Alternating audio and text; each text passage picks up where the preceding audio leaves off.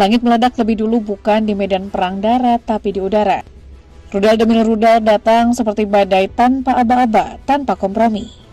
Sirene meraung bukan hanya di kota tapi di kepala siapapun yang tahu ini bukan serangan biasa. Media mencoba menyederhanakannya, balasan Iran, tapi apa benar sesederhana itu? Apa benar ini hanya pembalasan? Karena jika dilihat lebih dekat ada pola, ada arah, ada kekuatan yang bergerak di balik layar. Iran memang menarik pelatuknya, tapi jari-jarinya bukan satu-satunya yang menggenggam senjata. Perang ini tak lagi soal satu negara, tapi soal blok, poros, barisan kekuatan baru yang sama ini diam, kini mulai menunjukkan wajahnya. Lalu pertanyaannya berubah, siapa yang berdiri bersama Iran? Mengapa mereka maju sekarang dan sampai di mana mereka siap bertaruh untuk menjungkir balikan tatanan lama? Karena saat koalisi mulai terbentuk dan dunia terbelah bukan lagi atas nama damai, tapi strategi. Konflik yang kita lihat hari ini mungkin hanya prolog untuk sebuah pergolakan global yang belum bernama. Kita harus memberi Iran dukungan apapun yang mereka butuhkan. Pernyataan itu tidak datang dari rakyat biasa. जबकि ईरान जो है अपने एटमी प्रोग्राम के लिए engaged है with United States. Itu ucapan Khawaja Asif, Menteri Pertahanan Pakistan. Dan kalimat itu bukan basa-basi diplomatik, itu adalah sikap tegas terang-terangan Pakistan telah memilih sisi. Bukan lagi sekedar dukungan politik, bukan sekedar kecaman di forum internasional. Pakistan bicara soal rudal, soal senjata, soal titik balik kekuatan. Menurut laporan yang beredar, Shahen sistem rudal balistik milik Pakistan siap dikirim ke Iran jika konflik terus memanas. Terlebih dari itu, Pakistan menyatakan siap meluncurkan bom nuklir jika Israel nekat menjatuhkan bom serupa ke Iran. Ini bukan ancaman biasa, ini pernyataan yang bisa mengubah peta kekuatan kawasan. Dukungan ini bisa meledak, memang hubungan Iran-Pakistan tidak selalu tenang. Pernah panas karena Taliban, pernah renggang karena tekanan Saudi. Tapi hari ini mereka bersatu oleh satu narasi yang sama, perlawanan terhadap agresi Israel. Dan Pakistan datang bukan hanya membawa senjata, tapi juga sesuatu yang tak kalah penting. Legitimasi Islam global dan gudang teknologi militer yang tidak bisa diremehkan. Dunia memang belum melihat tentara Pakistan di garis depan, tapi setiap kali seorang jenderal mereka bicara, itu terdengar seperti lonceng peringatan. Bahwa konflik ini mulai menular, bahwa batas negara bukan lagi penghalang. Karena ketika negara nuklir mulai menyebut solidaritas bersenjata, maka krisis ini tak lagi milik kawasan, tapi ancaman bagi dunia. Pernyataan itu datang tanpa tekanan suara. Kami mendukung hak sah Iran untuk mempertahankan diri, ucap Cina. Sepintas terdengar biasa kalimat protokol yang terlebih dari formalitas diplomatik. Tapi efeknya menyebar cepat. Kecemasan tiba di meja-meja strategi dunia. Karena hanya beberapa jam setelahnya, bayangan pesawat kargo Cina terlihat mendarat di Iran. Tak ada siaran pers, tak ada pengumuman, tapi mata langit menangkap semuanya. Satelit-satelit intelijen memotret gerakan yang membuat spekulasi meledak di ruang-ruang sunyi. Apa isi kargo itu? Senjata? Drone siluman? Sistem radar? Atau perangkat pengacau komunikasi generasi terbaru?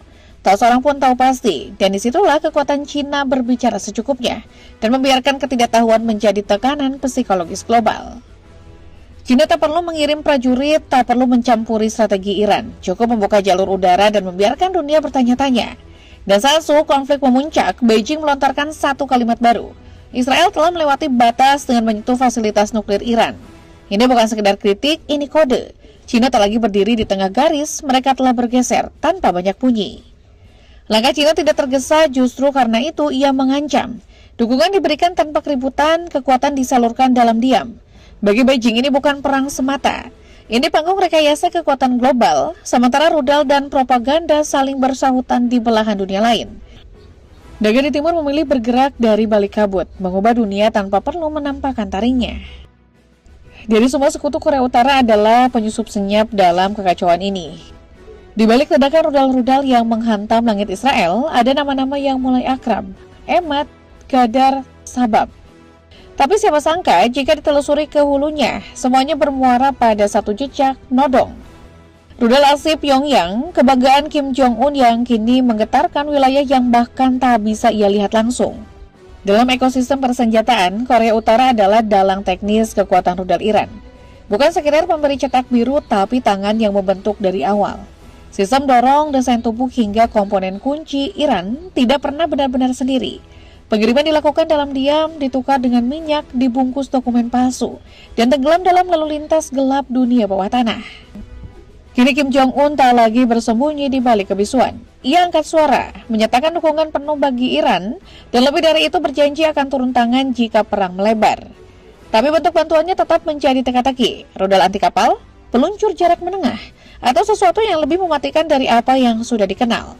Tak ada yang tahu, karena dengan Korea Utara tidak pernah ada konferensi, tidak ada siaran resmi, yang ada hanya satu hal, dampak, dan dampaknya selalu datang tanpa aba-aba. Jika ada satu negara yang tak pernah maju ke panggung, tapi selalu menarik benang di belakang layar, maka tengoklah ke utara, ke Rusia. Di sanalah aliansi lahir bukan dari sorak-sorai podium, tapi dari kesepakatan yang tak pernah masuk berita.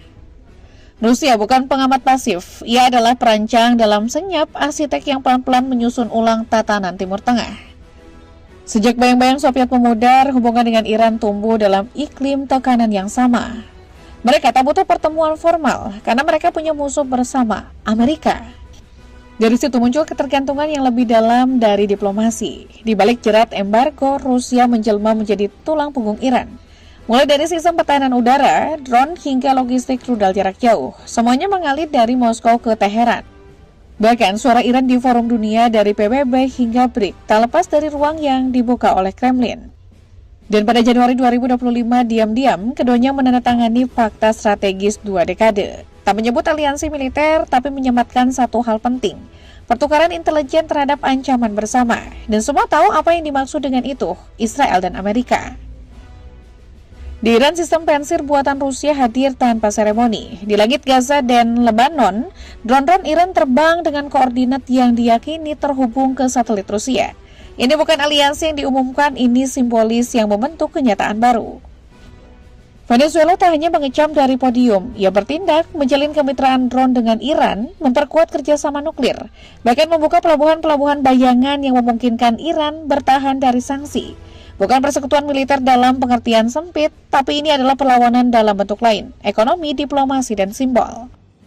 Dari Bolivia hingga Nicaragua, dari Kuba hingga Caracas, blok kiri Amerika Latin menyuarakan pesan yang sama. Lawan hegemoni, lawan sistem global yang hanya menguntungkan satu kutub. Di bawah panji itu, mereka menghamparkan karpet merah bagi Iran, bukan karena senjata, tapi karena pesan. Sebab bagi mereka konflik ini bukan hanya tentang Timur Tengah, ini tentang siapa yang berhak mengatur dunia. Dan untuk pertama kalinya sejak Perang Dingin, Amerika Latin kembali punya posisi bukan sebagai korban sejarah, tapi sebagai penantang arus. Mereka mungkin tak punya kapal induk, tapi mereka punya satu hal yang kadang lebih mengguncang dari peluru, suara yang tak bisa dibungkam. Ini bukan lagi soal Iran, bukan lagi tentang Israel, karena kini yang saling berhadapan bukan sekedar dua negara, tapi dua blok kekuatan dunia. Di satu sisi Rusia, China, Pakistan, Korea Utara, dan Amerika Latin. Mereka tak datang sendiri. Di belakang mereka berdiri jaringan proksi bersenjata dari Lebanon, Suriah, Irak, hingga Yaman. Ini bukan aliansi biasa, ini satu poros yang bergerak untuk mengguncang dunia lama. Di sisi lain, Amerika Serikat, Inggris, dan Prancis diperkuat oleh negara-negara Arab yang tampak diam, tapi sebenarnya telah bersiap. Armada mulai bergerak, radar diaktifkan. Gudang senjata terbuka, dan di antara dua kutub itu berdiri dunia. Dunia yang kini hanya bergantung pada seutas benang rapuh antara api nuklir atau diplomasi. Karena Rising Lion dan True Promise 3 bukan sekedar nama operasi, mereka adalah peringatan tanda tanya besar. Akankah para penguasa dunia mengerem? Atau justru mereka menyalakan percikan terakhir yang bisa menghanguskan segalanya?